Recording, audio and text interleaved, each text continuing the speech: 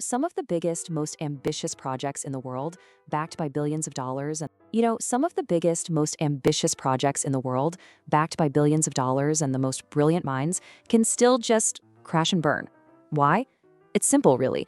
Without a smart plan for your resources, your people, your tools, your time, you don't have a project. You have a very expensive, very chaotic orchestra with no conductor.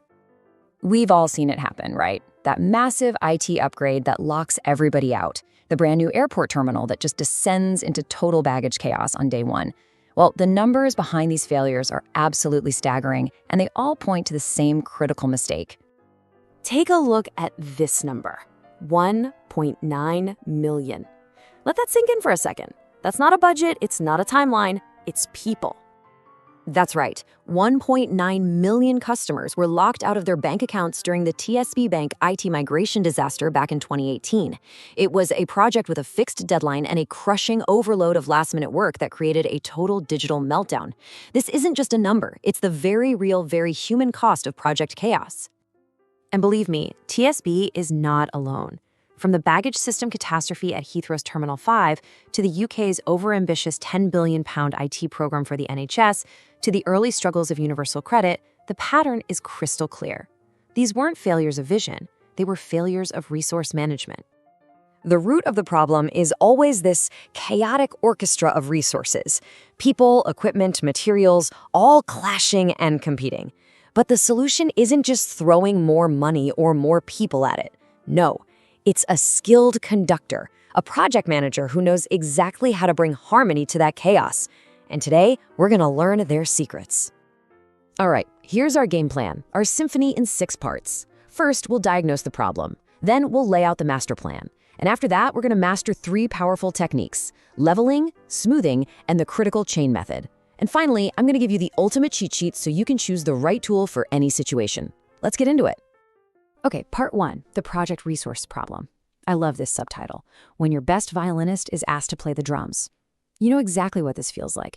It's when your best software engineer is drowning, trying to juggle 3 different projects at once. You've got all the talent in the world, but they're over-allocated and nothing gets done well. And this chart? This is what that chaos looks like. This is a project that is headed straight for disaster. You see that huge, terrifying peak right in the middle? That is over-allocation chaos. That's the point where your team is being asked to do the impossible. It just leads to burnout, mistakes, and, you guessed it, project failure.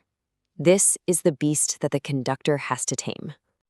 So, what's the first step? Well, you need a master plan. I want you to think of this as the conductor's sheet music. It is the essential guide that outlines the entire performance before a single note is ever played. A really great resource plan defines exactly who is responsible for what, and it estimates the resources you'll need for every single task. This foundation, it's totally non-negotiable. But here's the thing, a plan is just a piece of paper. The real magic happens when that plan meets reality, and you have to start making smart adjustments. And that's where our techniques come in. So let's dive into our first technique. This is resource leveling, or as I like to call it, the schedule stretcher. This is the tool you pull out when your people are your absolute #1 priority, even more important than hitting a specific deadline. So what is resource leveling, really? It's actually pretty simple.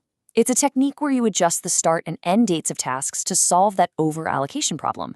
And here's the crucial part. You move tasks around to make sure nobody is overworked, even if it means the project's final deadline has to get pushed out. And boom, look at the result. Remember that scary peak of chaos from before?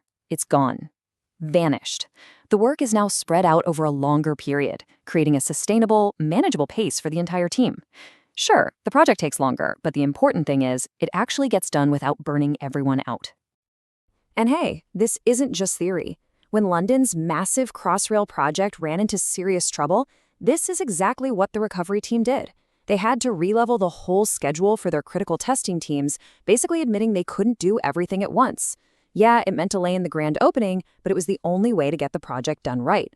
But what if you can't stretch the schedule? What if that deadline is set in stone? Well, that brings us to our second technique, resource smoothing. I call this one mastering schedule Tetris. It's all about cleverly fitting the pieces together inside a box that will not change shape.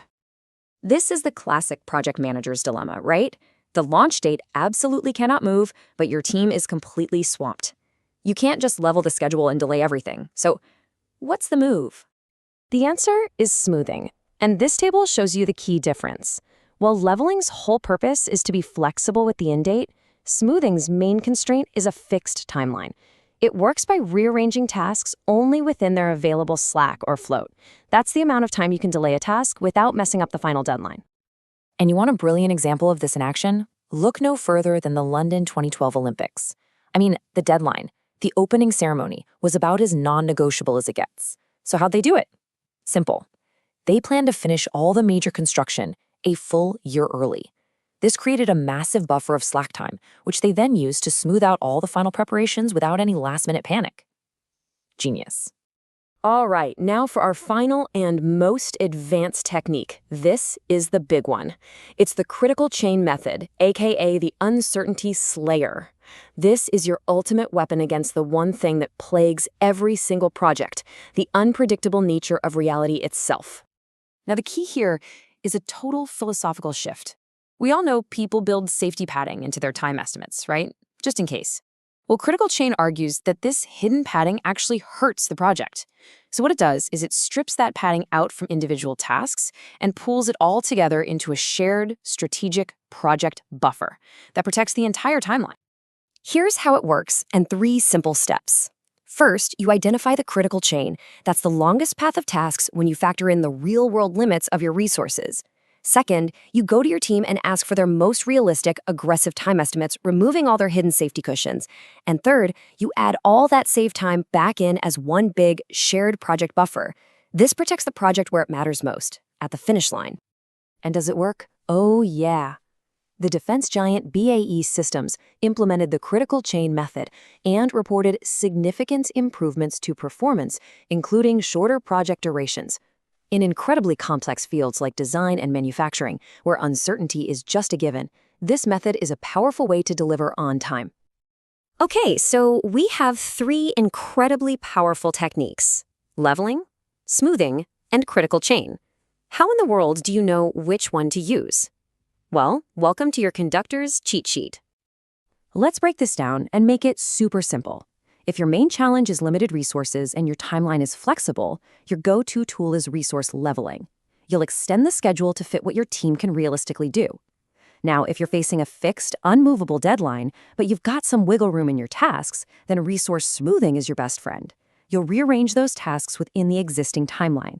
And finally, if your project is just full of uncertainty and delays are common, you turn to the critical chain method to protect the entire project with strategic buffers. So there you have it, the techniques to transform project chaos into a symphony of success. The resources are your orchestra, the plan is your sheet music, and your project success is on the line. The only question left is, which conductor will you be?